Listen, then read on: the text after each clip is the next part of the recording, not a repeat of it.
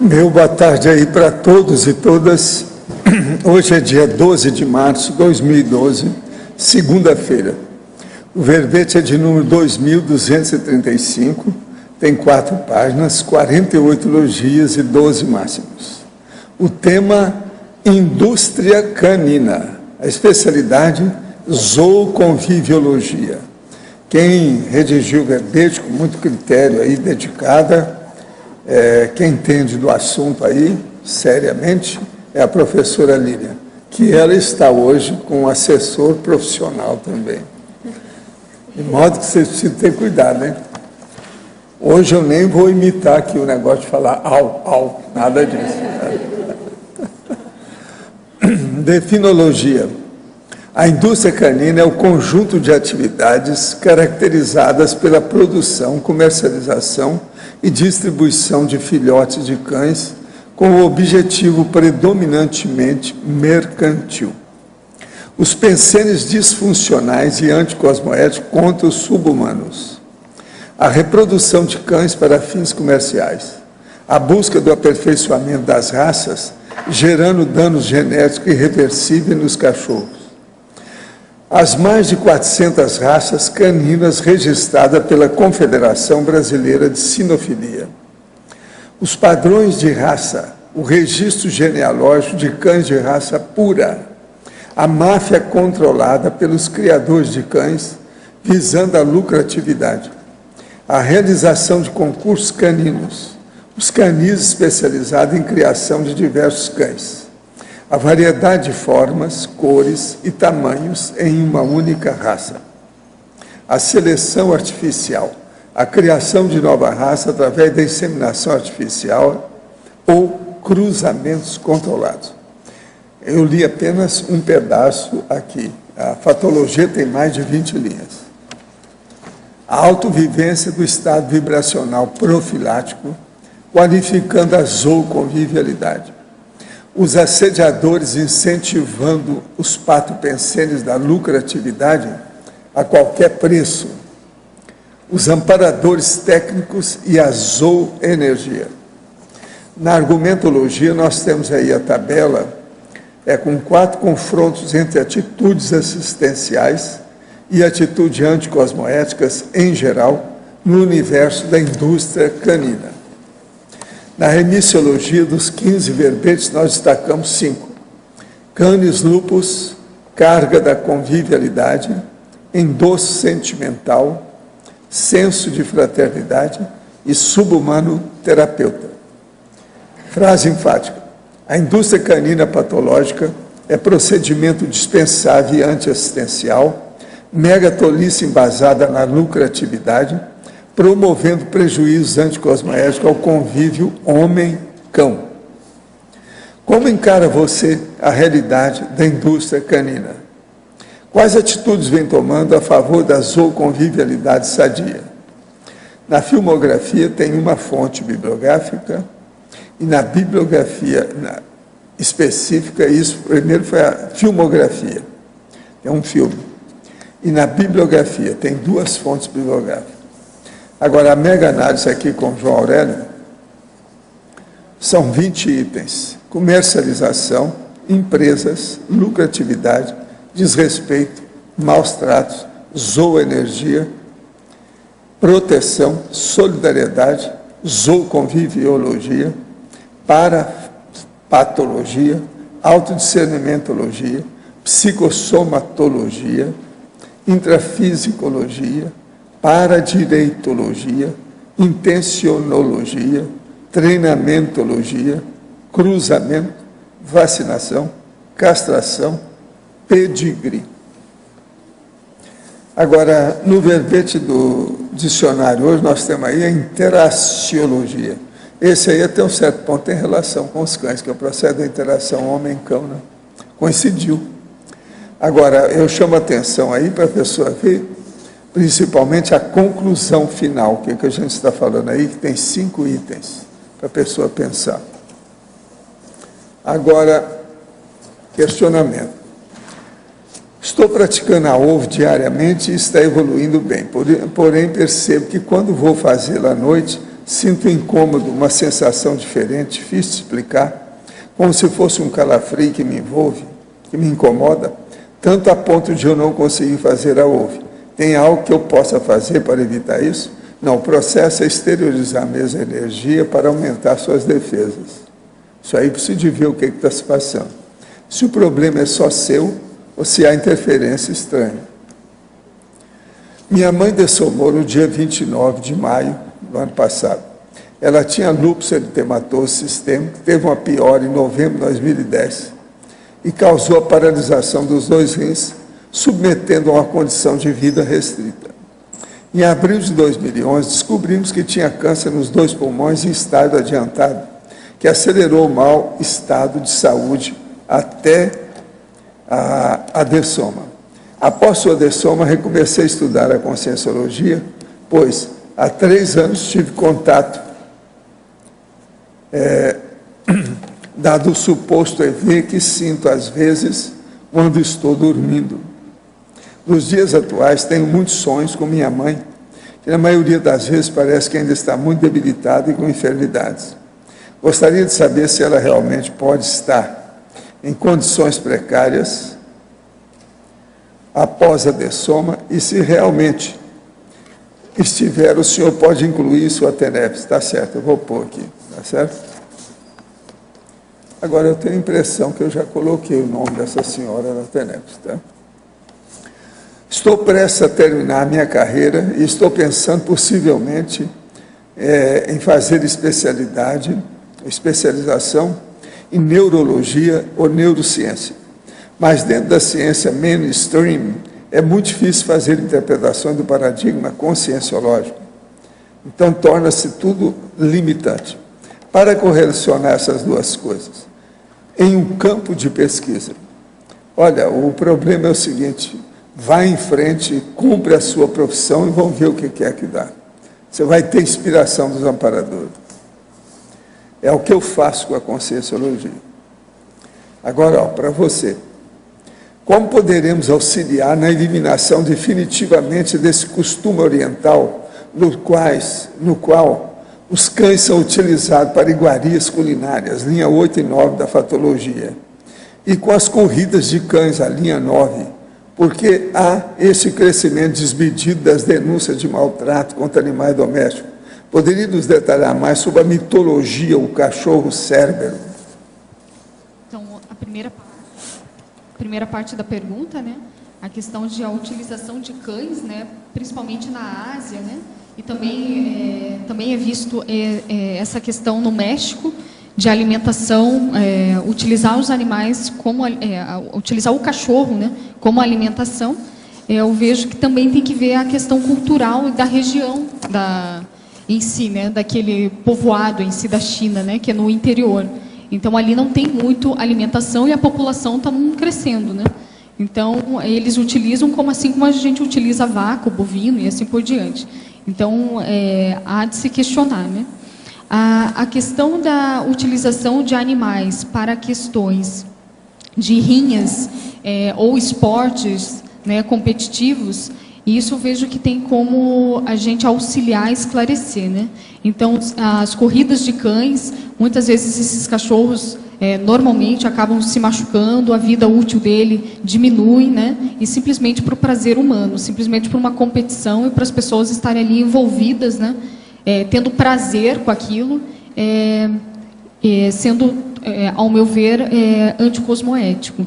Agora, existem coisas bem piores que a própria corrida do cachorro, né? Então, tem as rinhas de briga, né? As rinhas dos cães, onde normalmente eles utilizam o cachorro de grande porte, que nem o pitbull, o pastor alemão, entre outros, e eles fazem desses cachorros verdadeiros gladiadores. Isso é visto desde a Idade Média.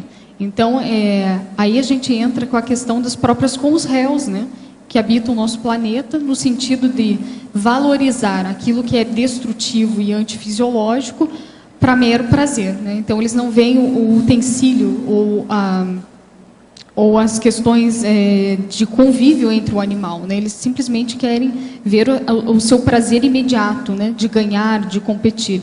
Então, eu vejo que tem que ter um esclarecimento maior com as pessoas, uma educação maior, principalmente no Brasil, não tem muito, né? Essa questão de verificar esses nichos onde essas pessoas estão com esse pensamento, desde o colégio, né? A ONG aqui em Foz do Iguaçu, ela está fazendo um projeto que é educacional. Depois a Eliana, que é a coordenadora da ONG, vai poder falar. Então tem um projeto que ele pega desde crianças, aonde essas crianças, os voluntários, né, da ONG vão fazer essa introdução da convivência da pessoa, do ser humano com o cachorro, com os animais, com as plantas e assim por diante. Isso já vai otimizar essa questão de um convívio maior com o subhumano. Você quer falar, ele?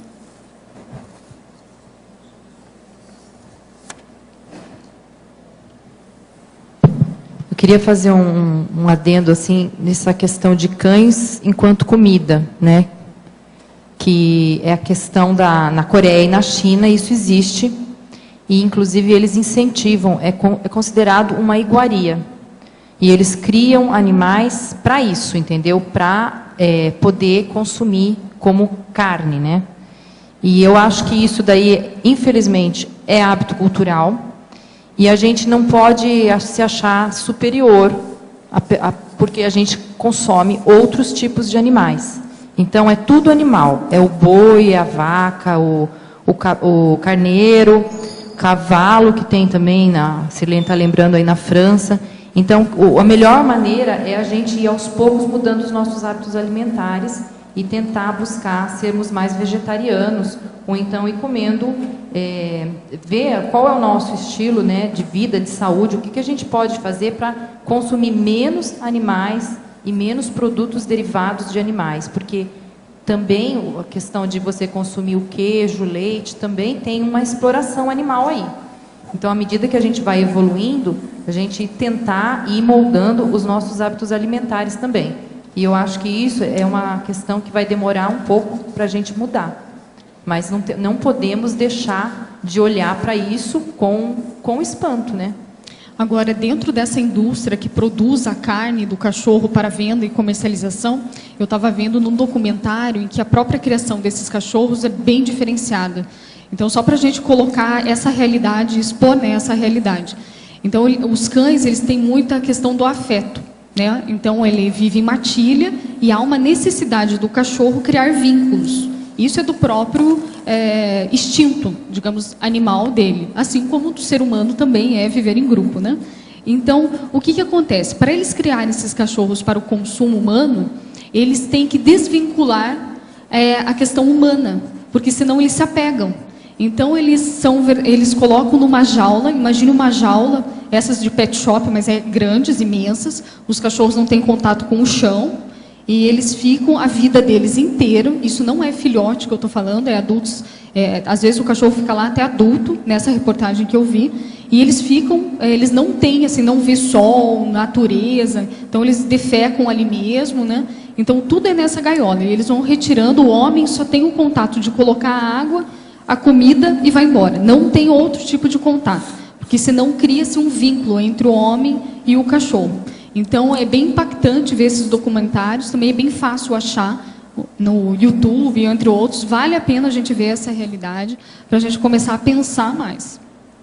Então, por que as consciências evoluídas permitem que cães, seres não sujeitos à lei do karma? Opa, está errado isso aí. Eles são sujeitos à lei do karma, são princípios conscienciais igual a gente, são nossos primos. Agora, que vivam nas ruas sofrendo doenças, fome, torturas, e serem mortos pelo controle de zoonose. O que você quer falar? Olha, a gente tem um número grande de cachorros abandonados, né?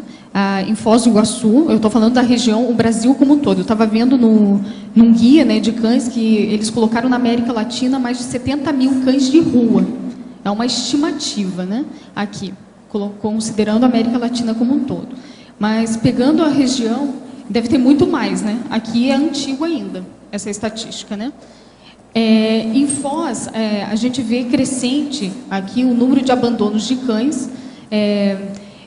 Há um hábito das pessoas criarem os animais e deixarem eles soltos, né? Então, isso acaba digamos assim, tendo cruzamentos, né?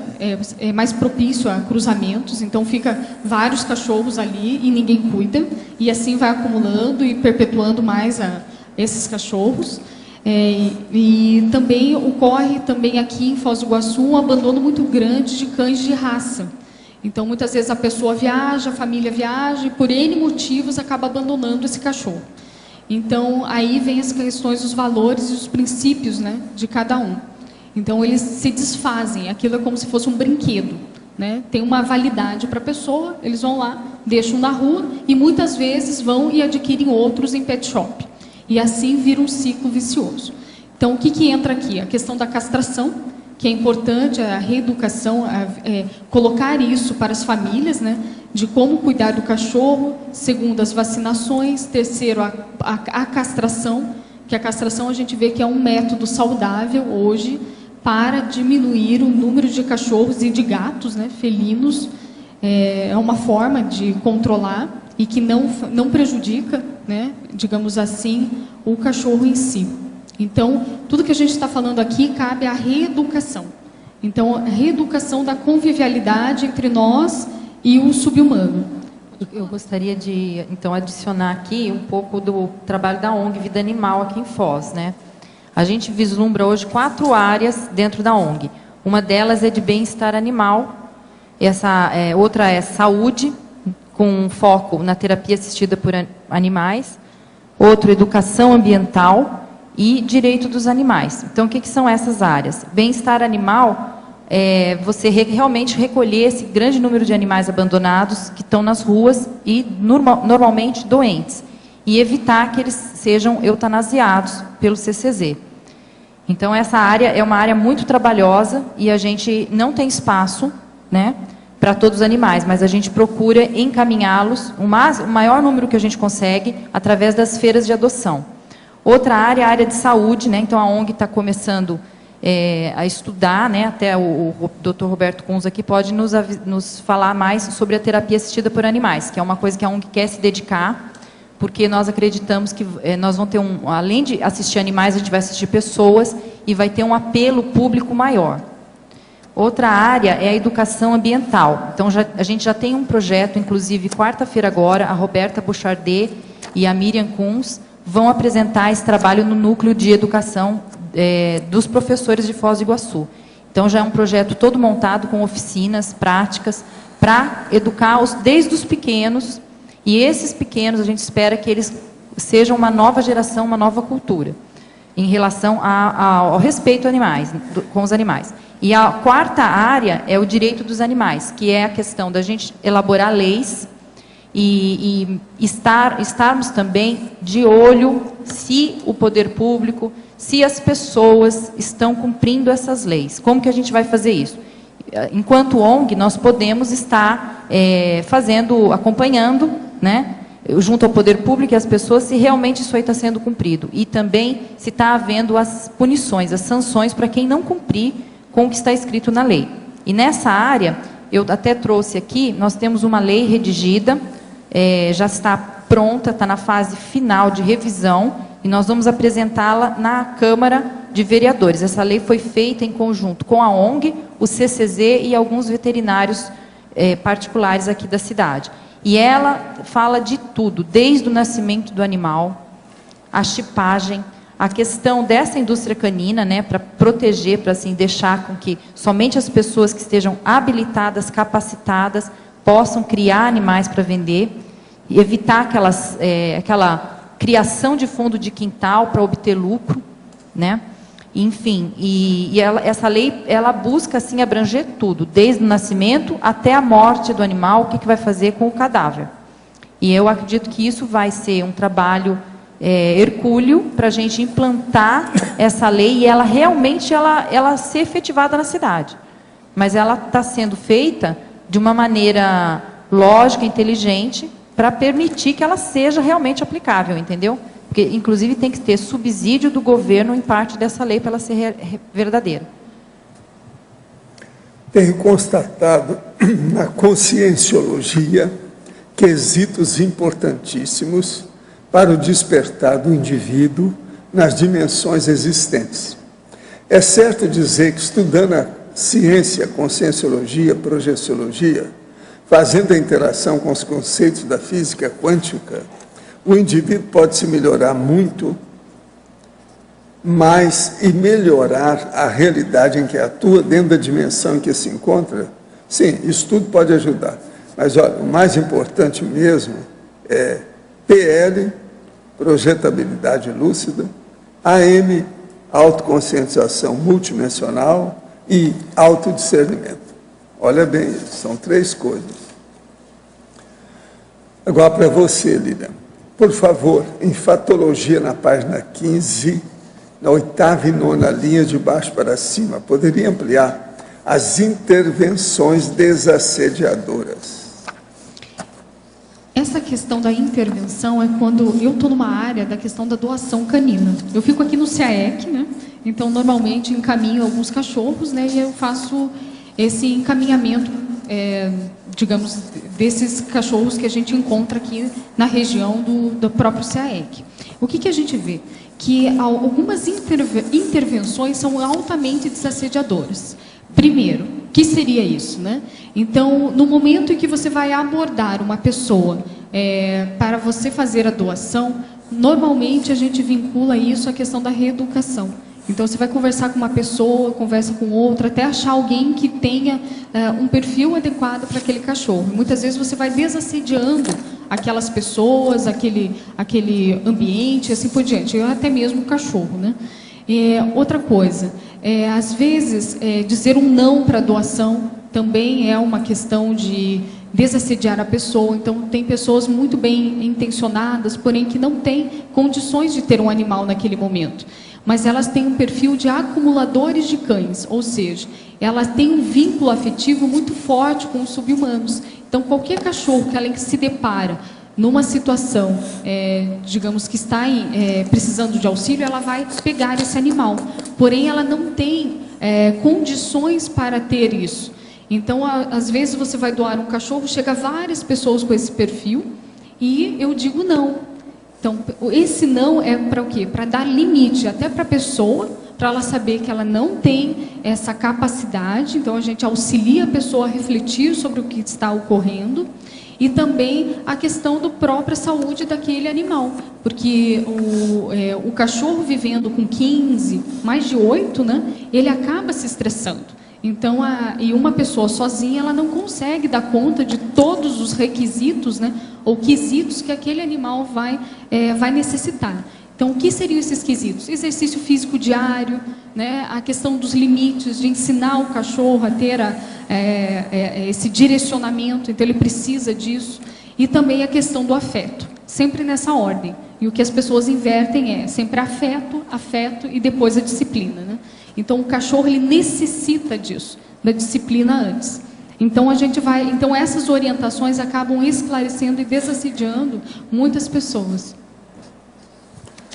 Após a segunda dessoma, o psicossoma também visualiza o energossoma desativado, assim como o energossoma visualiza o soma após a primeira dessoma, ou o energossoma é de alguma forma dissipado após a segunda dessoma.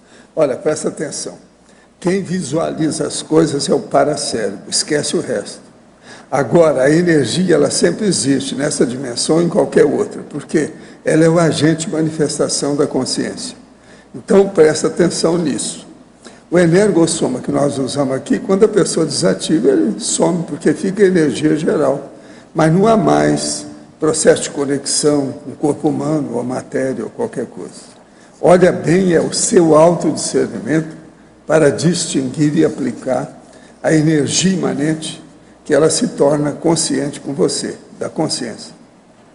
Estou escrevendo um verbete, assistência geológica, e ontem fiquei o dia todo estudando sobre os precursores da geologia.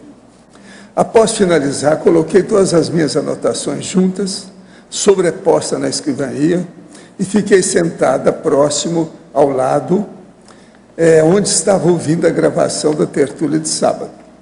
De repente, olhei em direção às folhas com as anotações e vi uma névoa branca leitosa saindo delas. Isso seria ectoplasmia? Se sim, como isso pode acontecer? Seria coisa da minha cabeça. Olha, Você anota isso aí e vê. Se é ectoplasmia, mostra que você está com muita capacidade ectoplástica. Então, isso vai acontecer de novo. Agora, se não foi coisa da sua cabeça. Mas, olha, se você viu a névoa bem branca, isso aí geralmente é ectoplasmia mesmo, desse jeito. Ainda mais nessa circunstância com esse material. Isso é normal. Estou fazendo aqui um curso cinematográfico. É a nossa amiga aqui, Ana Séries, que é a voluntária de Recife. E eu queria autorização para utilizar no trabalho final. Pode usar tudo que você queira em matéria de tertúlia. Eu não tenho esse negócio de preservar o patrimônio intelectual. Eu dou tudo, desde tudo aquilo que eu escrevo, tudo aquilo que eu falo. Pode usar à vontade. A única coisa que tem que, às vezes, eu preciso citar a origem de Vida Editares, ou a publicação, a editora. Isso é importante. E vamos em frente. Qualquer coisa você manda, tá certo? Essa é a Ana Séries, ela está trabalhando sério nisso. Agora, ó, eu quero dizer para vocês que hoje, dia 12 de março de 2012, fica aqui registrado. Comigo, nós já somos 134 coautores e verbetógrafos da enciclopédia. 134 comigo, tá certo? Tem 133. É o verbetômetro, eu estou dando ele de vez em quando. Agora, ó, eu entrego a professora Lília para você. Lília, na fatologia, primeira e segunda linha, a busca do aperfeiçoamento das raças gerando danos genéticos irreversíveis nos cachorros. Tá. É interessante, Arlindo, que as raças, ao longo dos anos, foram mudando muito. Então, eu até ia passar um documentário, mas não deu, né? Então, vou pedir para vocês, quem tem interesse em estudar uma temática, vocês podem procurar na internet um documentário chamado Segredos do Pedigree. Então, o que acontece? Então, esse documentário, ele aponta que nem algumas raças, como o próprio pastor alemão, né? Então, a gente tem aqui um estereótipo, né, se a gente imaginar, do pastor alemão. Porém, se a gente for ver o que era o pastor alemão lá em 1930 para hoje, ele mudou muito.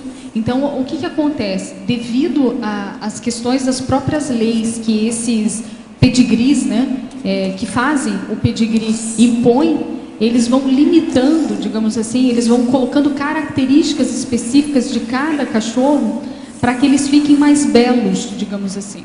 E isso vai trazendo danos irreversíveis a esses cachorros. No próprio exemplo do pastor alemão, existe a luxação de quadril. Se você for ver hoje naqueles campeonatos de estética, né? Eu acho que tem um outro nome, né? Concurso de beleza, né? Que eles têm pontuações e tal. Se você for ver o pastor alemão hoje, ele tem uma fraqueza imensa nas partes posteriores. Ele nem consegue andar. E ele é colocado como um belo animal. Então, quanto mais ficar assim, melhor. Então, eles estão, digamos assim, tirando todas as características que vinha primeiramente, né? E assim vários outros cachorros, que nem aquele pug, não sei se vocês conhecem, tem um carinha de sapo, né? Amassado, né? Tem um olhinho bem grande, né? Então, antigamente ele não tinha essa característica. Se você vê essa foto dele 30 anos atrás, ele não tinha nada a ver com o que a gente conhece hoje dessa raça pug, e assim por diante. Então, aqui eu queria ressaltar isso, que se a gente não estuda o que acontece dentro dessa indústria, que é uma máfia canina, a gente acaba se colocando, ou incentivando essa indústria. Então, quando você vai num pet shop e você escolhe aquela raça, né, você compra, vale a pena você estudar mais aquela raça, ver a origem, ver o que está acontecendo, né? Então, por isso que tem várias malformações e problemas assim com os cachorros. Eu li alguma coisa do pastor alemão que saiu no noticiário em jornal, que ele é o cão mais disciplinado. Quer dizer, ele segue a raça alemã aí de disciplina, também deve ter influência ele é o mais obediente. Não sei se isso corresponde, mas eu vi em jornal. Agora, na terceira e quarta linha, o registro genealógico de cães de raça pura. A minha pergunta é o seguinte: eu tenho verificado por experiência própria, agora vocês é que vão corroborar ou não, que os de raça pura e os misturados, que são os vira-latas, eu vejo que os vira-latas eles são mais fortes, mais resistentes. Isso corresponde ou não à realidade? Não sei. Então, o Roberto vai poder esclarecer melhor como veterinário. Vou dar o meu ponto de vista, né? Uma fisioterapeuta, né? Então, que gosta de cachorro, né? Eu vejo assim que a imunidade deles é muito maior. Por quê? O cachorro de raça tem cruzas que a gente fala que é endogamia, é cruza entre a própria família. Então avós com a neta, né, e assim por diante. Então eles vão fazendo isso. Isso vai enfraquecendo geneticamente, vai dando mais problemas, malformações. Porém, pelos padrões colocados da estética canina, que eles que consideram a raça em si pura, eles preferem isso. Eles exigem que seja desse jeito, né, dessa forma de cruzamento, para que aquela raça fique mais esteticamente mais aceita, e isso está errado. Então eles estão indo para um conceito simplesmente da forma e não estão vendo o prejuízo desses animais, né? A questão da própria fisiologia, da própria harmonia, da saúde desses animais. Né? Então, agora, só para eu colocar o vira-lata, né? O cachorro vira-lata, na verdade, se a gente for ver dentro das raças, tudo começou lá com o lobo, né? E aí houve cruzamentos aleatórios, né? Desses lobos, né, e vários cachorros em si. Até que o homem escolheu um e falou, não, esse é de raça. Né? Ele pegou opa, esse é raça X. Aí lá na África tinha um cachorro lá andando, eles falaram, opa, esse também é de raça, porque é bonito esteticamente.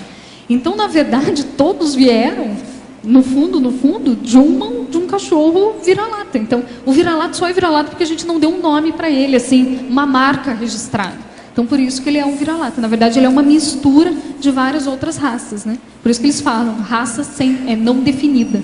Então, é interessante ver a história, né?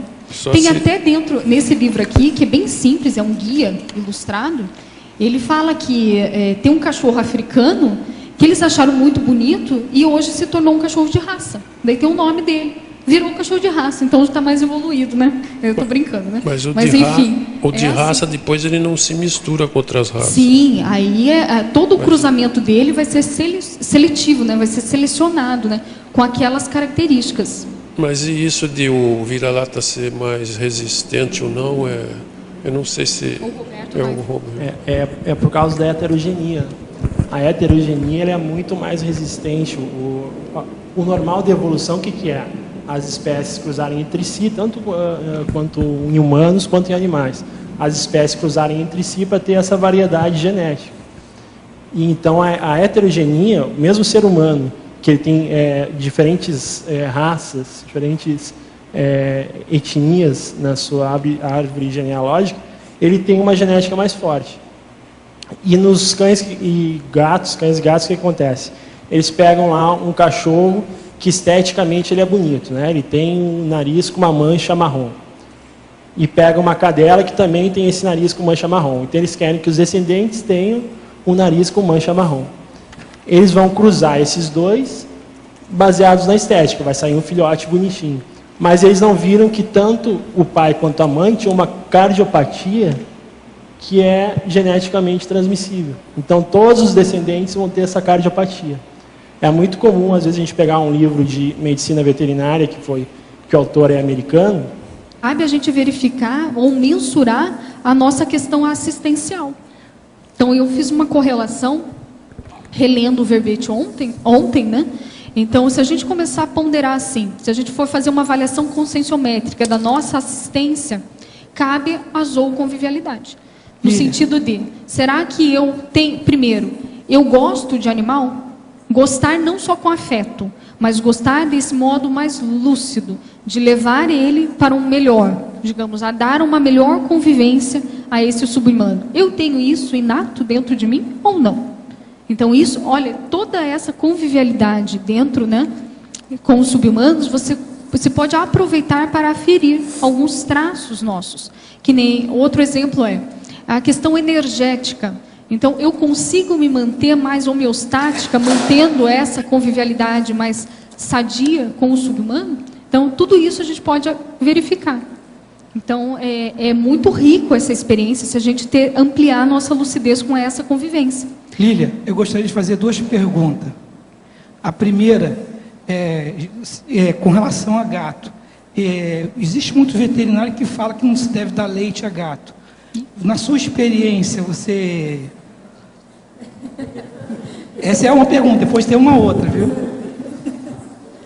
Posso responder do leite? Pode. Não, porque o leite de vaca, ele nutricionalmente, ele não é a mesma coisa que o leite de gato. Então, pode dar diarreia, pode dar um desequilíbrio da flora intestinal. Mas nem de vez em quando? De vez em quando... De vez em quando, uma lambidinha, uma vez por mês. Se misturar com água, Pior ainda. Pior ainda, né? Pior ainda, que vai ficar mais diluído ainda. Tá bom. Geralmente a pessoa acha que o da vaca é mais forte, porque a vaca é maior e tal. Não, é o contrário. Mas pode dar diarreia. Às vezes o gato chega na clínica lá com diarreia crônica, não sabe por quê. Diz, o que ele está comendo? Só toma leite. Então para. Aí para com leite e melhora a diarreia. Tá. A outra pergunta é se você está sabendo desse projeto que o Edílio, o presidente da Câmara, encaminhou sobre chip, para botar chip nos animais. Já está em processo de ter uma comissão. Se você faz parte dessa comissão, como é que está esse andamento desse projeto? Se você tem conhecimento.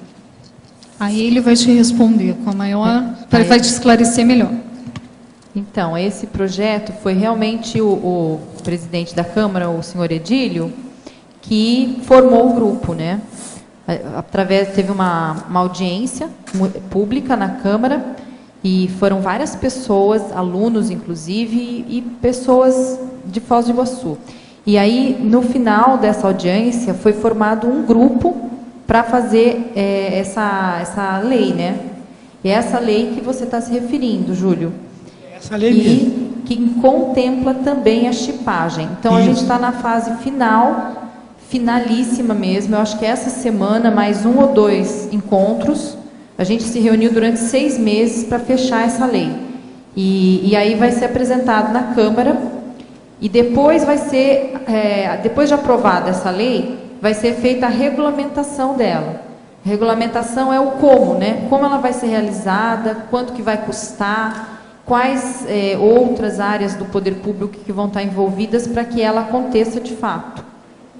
Então, ela vai acontecer. Isso daí Tá, nessa lei vocês incluíram a questão do recolhimento dos animais que vão estar na rua, depois de estar com chip, essa coisa toda. Isso vai ser feito. Antigamente chamava, no meu tempo era carrocinha. Não sei como é que é agora.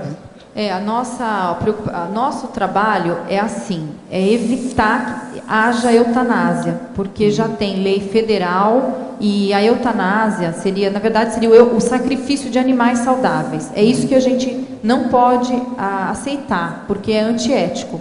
Então, nós sabemos que tem um grande número de animais e no começo essa lei vai ser difícil de gerenciar, porque assim, se não o CCZ não vai mais fazer o sacrifício dos animais saudáveis, eles vão ter que ir para algum lugar. Então, a ONG, no caso, tem que ser fortalecida. A ONG, nós temos hoje uma ONG na cidade, que é a Vida Animal. E essa ONG não tem condição hoje de receber esse grande volume de animais, certo? Então, o que fazer com os bichos que também não vão poder ser sacrificados? Esse que é o dilema por exemplo, do CCZ. O CCZ fala, como que nós vamos gerenciar se a gente não vai poder mandar todos para a ONG? Então, o nosso trabalho é fazer com que o poder público de Foz do Iguaçu inclua no orçamento uma previsão de como fazer com esses animais. Então, seria o caso de fortalecer a ONG, ou, se precisar, formar um abrigo local, onde eles possam ir e serem cuidados até eles serem adotados. E, paralelamente, fazer o trabalho de reeducação nas crianças e também na população, e acompanhar se a população está cumprindo a lei, né? Ou seja, a pessoa vai ter que pagar multa se o animal dela que foi chipado foi detectado solto, entendeu? E ela vai ter que assumir também, caso a fêmea tenha ficado prenha, então os filhotes, é responsabilidade dela cuidar. Então, isso não é uma coisa que da noite para o dia vai dar certo, vai ser fácil. Mas a gente tem que começar. Você entendeu, Júlio? Entendi. Então, a gente tem que começar e o poder público tem que criar a condição de fazer isso acontecer. Nessa lei vocês incluíram também a castração? Inclui a castração gratuita para as pessoas de baixa renda que têm o Bolsa Família. Mas inclui umas clínicas que seriam subsidiadas pela prefeitura, onde as pessoas poderiam pagar um preço menor pela castração. E a gente incentiva, nós vamos fazer campanha de castração e incentivar, porque é a única maneira que a gente vê para controlar as grandes populações de animais errantes. Porque o problema é o animal semidomiciliado, é aquele que ele tem casa, ele se alimenta, ele tem força e ele vai reproduzir. E nós vemos isso diariamente, é muito complicado. Eu estou falando da castração no caso dos animais abandonados, por exemplo. Aí você vai ter recolhimento, gato que fica abandonado, fica na praça. É que e assim, ali, se existe, dentro desse projeto, vocês incluíram essa questão desses animais, já que não tem dono, eles serem castrados, para evitar que eles... Esses animais que não têm dono e os animais que têm dono. Por quê? Porque o problema é assim, o mínimo número de pessoas tem animais que não são castrados e cuidam para que eles não se reproduzam. É realmente o mínimo. A maioria das pessoas tem animais e aí pula, a fêmea está no cio, pula o macho no portão, eles pulam muros altíssimos quando eles veem uma fêmea no cio. E a cachorra vai ficar prenha igual. Então, é muito pouca gente que vai realmente cuidar para que a fêmea não fique prenha. E aí não vai adiantar, vai continuar esse ciclo de reprodução. E é um problema público, né? Então a gente vê que assim, a lei coloca que todos devem castrar os animais, assim como todos devem vacinar os animais. Conclusão: quem faz a cachorrada são as pessoas. O problema todo não é, eu acredito que não é dos cachorros, é do ser humano que está gerenciando isso. Gerencia mal. Obrigado. Valdo, no verbete do dicionário, Valdo, interaciologia, na conclusão, o quarto item, você fala da interação... O quarto item? Na página... A interação proex evolucióloga. Isso. Quais são os indicadores dessa sincronicidade? Porque está aqui no contexto da sincronicidade, né? Para a gente pesquisar. O que seria, assim, que fica evidente? Se você for olhar a escala evolutiva das consciências, aquela consciência que está mais afeita ao processo da programação existencial é o evoluciólogo. Por isso que a sincronicidade tem que ter aí. Eu não vejo um jeito de uma pessoa entender ou realizar, fazer a consecução da programação existencial sem ter uma orientação de evoluciólogo. Não é bem assim de amparador, não. É mais de evoluciólogo. Então, por isso que isso aí é um dos pontos sérios aqui dessa página que nós estamos falando. Para chamar a atenção mesmo. Agora, a gente poderia ter mais ou menos alguns indícios mais evidentes, indicadores que a pessoa pudesse identificar do dedo do evoluciólogo? É aquilo que a pessoa pensa dentro dela, que é uma cláusula pétrea da Proex. Essa cláusula pétrea quase sempre se é marcante na memória da pessoa, porque tem o dedo do evoluciólogo aí. Isso eu tenho visto com muita gente. Tem pessoa que vem com uma coisa assim específica dentro de uma área de atividade humana. Isso é interessante. E essa especificação pontual, muito assim, ímpar, singular, ela não veio só da cabeça da pessoa. Entende? Nós temos muita coisa para lembrar, para fixar. Aquilo, então, geralmente foi dentro de um contexto de interlocução muito séria, de orientação. Então, é uma seta para o caminho, o destino da pessoa. Fixou. A pessoa reteve. Entende? Ela guardou. Há um processo, então, de lembrança muito mais incrementada, com raízes mais sérias. Que aí é o processo da ideia inata em relação ao que ela tem que fazer. Agora, eu vejo o negócio do Zéfiro, que estudou demais sobre o processo da determinação do ponto de vista de parapsiquismo. Isso aí foi quando transventou comigo. Que aos 14 anos você já sabia aquilo que você fala. Não é isso, e a retrocognição aos 3. Isso aí eu vejo. Nas minhas vidas anteriores, eu nunca consegui começar com retrocognição com 3 anos. Agora, eu penso que o processo aí, em parte, foi por causa do problema da cabeça do parto laborioso. Facilitou, predispôs. Isso predispôs.